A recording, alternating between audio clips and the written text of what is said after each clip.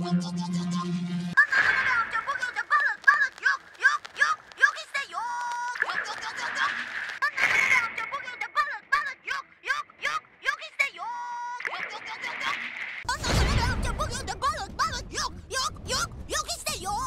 Ondan sonra ne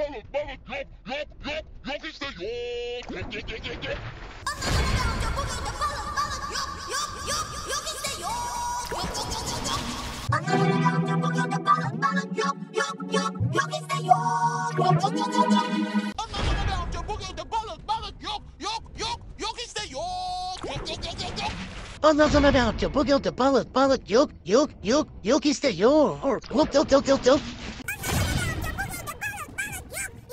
istiyor.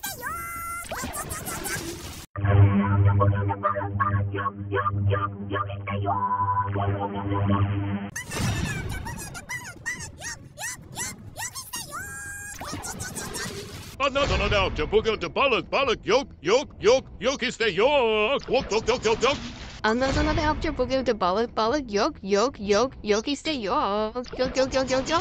Ondan sonra ne yapacağım? Bugün de balık yok istiyor.